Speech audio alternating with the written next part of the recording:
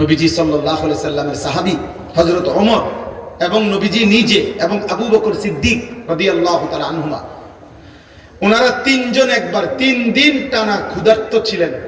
3 দিন পরে 3টা বা 4টা খেজুর খাইছেন আর একটু পানি পান করছেন। এই তাফসীরের মধ্যে আছে আল্লাহ নবী সাল্লাল্লাহু আলাইহি সাল্লাম ওমরকে বলছে, ওমর এই যে 3 দিন পরে আজকে 2টা খেজুর খাইলা আর এক ঢোক পানি পান করলা, ওয়াল্লাহি লা তুসআলু আন হাদান নাঈম, আল্লাহর কসম ওমর এই 2টা খেজুর এবং এই এক ঢোক পানির হিসাবও আখিরাতে আল্লাহর সামনে দিতে হবে। ওয়াল্লাহি লা তুসআলু, আল্লাহর কসম ওমর এর হিসাব দিতে হবে। কি মনে করছো আব্বা? খুব চালাক মনে করতেছ? হ্যাঁ, তোমার চাইতে বড় বড় ক্ষমতাধর ফেরেশতা লাঠি দিয়া কবরে পাঠাই দিয়েছে। তোমার চাইতে বড় বড় মাতবর এই পৃথিবীতে 40 হাত লম্বা মানুষ ছিল, আদ জাতি। কোরআনে আল্লাহ বলছে, আল্লাতী আলাম তারা কাইফা ফাআলা রাব্বুকা বিআদ ইরামা যাতিল ইমাদ আল্লাতী লাম ইউখলাক মিথলুহা ফিল বিলাদ।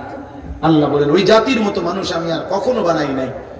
সর্বনিম্ন সবচেয়ে ছোট মানুষটা তাফসীরে আছে 40 হাত লম্বা, সবচেয়ে কম বয়সী লোকটা,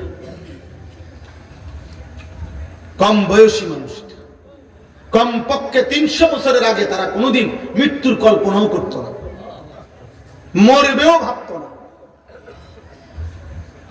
এমন অহংকারী জাতি ছিল যারা হুদ আলাইহিস সালাম নবী যখন তাদেরকে কুফরি ছাড়তে বলছে, মূর্তি পূজা ছেড়ে দিতে বলছে, আল্লাহর নাফরমানি ছেড়ে দিতে বলছে, পাপ ছেড়ে দিতে বলছে, নয়তো বলছে নবী হুদ আলাইহিস সালাম, নবী যখন বলছে, ওই নবী বলছে তোমাদের উপরে আল্লাহর আযাব আসবে। তাফসীরের মধ্যে লিখছে, ওরা বলতো, হে নবী হুদ, হে বেটা, আইয়ুনা আশাদ্দু মিন্না কুওয়া, আমাদের চাইতে বেশি শক্তিশালী এই সৃষ্টি জগতে কে আছে? আইয়ুনা আশাদ্দু মিন্না কুওয়াতান, শক্তিতে আমাদের চাইতে বেশি কে আছে? কে আমাদেরকে আযাব দিবে? আল্লাহ বলেন, এই অহংকারী জাতিকে আমি একটা না, দোস্ত শোনো ছেলেরা, একটা ছেলে বোঝো, দোস্ত আমি ভোটে দাঁড়াইছি না, সবার ভোট লাগবে না, আমি প্রার্থী না, আমার কোনো মার্কা নাই, কাজে আমি এটা কখনোই ভাবি না। আজ থেকে 15 বছর আগেও আমি ওয়াজ করছি, 21 বছর আগেও ওয়াজ করছি, আমি 4 জন মানুষের সামনে ওয়াজ করছি, 10 জন মানুষের সামনে বয়ান করছি, 4 ঘন্টা বয়ান করছি টানা, 10-20 জন মানুষের সামনে, এখানে ঘড়ির ঘন্টা 4 ঘন্টা। আলহামদুলিল্লাহ। কাজে এই সংখ্যা কোনো বিষয় না, বেশি না কম, এটা কোনো বিষয় না দোস্ত। আল্লাহর কথা ফেরি করা। এক ফেরিওয়ালা, সে কাস্টমার মিললেও তার মালের ঘোষণা দিতে থাকে, কাস্টমার না পাইলেও গলিতে গলিতে সে তার মালের ঘোষণা দেয়। হইতে পারে 1 ঘন্টা যাবত একটা মালও বেচছে না, 10 টাকার পণ্য বিক্রি হয় নাই, কিন্তু সে তার বলা বন্ধ করে না। বন্ধ করে সে গলিতে গলিতে তার মাল ফেরি করে।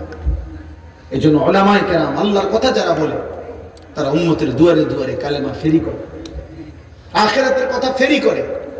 এবার গ্রহণ কে করবে না করবে সে তো মালিকের ফয়সালা। কে কে পরিবর্তন হবে এটা কার ফয়সালা? কে কে হেদায়েত মিলবে কার ফয়সালা? নবী সাল্লাল্লাহু আলাইহি সাল্লাম কাউকে এক কথা বলছে, কালেমা পড়ছে, কাউরে 21 বছর বলছে, 23 বছর বলছে, তবুও সে কালেমা পড়ে না। এমন বহু কাফের ছিল যারা 23 বছর পুরা নবীরে দেখছে কিন্তু কালেমা পড়ে না। আবার কাউরে এক কথা বলছে, চেহারার দিকে তাকাইছে। হযরত আব্দুল্লাহ ইবনে সালাম মদিনার ইহুদিদের সবচেয়ে বড় জ্ঞানী পাদ্রী ব্যক্তি ছিলেন, অত্যন্ত পণ্ডিত ছিলেন ইহুদিদের। তিনি নবীজি যখন মদিনায় আসছেন, উনি আসছিলেন নবীজির সাথে বিতর্ক করতে, বিভিন্ন আসমানি কিতাবের বিভিন্ন কঠিন কঠিন প্রশ্ন করার জন্য নবীজির সামনে আয়েশা বসছে। আয়েশা মাত্র রেডি হইয়া কিতাব চাইয়া আইছে নবীজিরে বহস করে হারাইয়া দিবে। এই সময় আয়েশা উনি বলছেন, কিতাবে আছে আমরা পড়ছি। উনি আয়েশা নবীজির সামনে বসছেন, বৈশা উনি নিজেই বলছেন, ফানাযারতু ইলাইহি, আমি মুহাম্মদের চেহারার দিকে তাকাইলাম, কিছুক্ষণ তাকিয়ে থাকলাম, ওয়া তাআম্মালতু, আর তাকিয়ে তাকিয়ে ভাবলাম, কিছুক্ষণ ভাই আমি বুঝলাম, ফাআলিমতু, আমি বুঝলাম, আন্নাহু লাইসা বিওয়াজহিল কাযযাবিন, এটা কোনো মিথ্যাবাদীর চেহারা হইতে পারে না। ফাআসলামতু, আমি কালেমা পড়ে মুসলমান হই। কোনো কিছু শুনে নাই, কিচ্ছু বলতে হয় নাই, চেহারাই ইমানের দাওয়াত হয়ে গেছে। আবু তালেব নবী সাল্লাল্লাহু আলাইহি সাল্লামের পাহারাদারি করছে 38 বছর। 38 বছর। নবীজি সাল্লাল্লাহু আলাইহি সাল্লামের বয়স যখন 12, তখন দাদা আব্দুল মুত্তালিব এই নবী সাল্লাল্লাহু আলাইহি সাল্লামকে আবু তালেবের হাতে দিয়ে গেছে। আর নবীজি সাল্লাল্লাহু আলাইহি সাল্লামের বয়স যখন 50, তখন আবু তালেব ইন্তেকাল করছে। এই 38, 12 থেকে 50 গুণা দেখো, 38 বছর।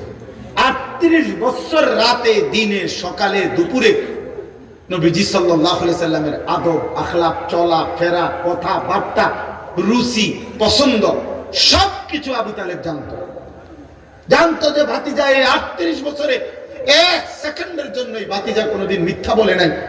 একটা শব্দ ভাতিজার চরিত্রের মধ্যে একটা দাগ লাগাবে এমন ছিল না, এটা আবু তালেব জানতো।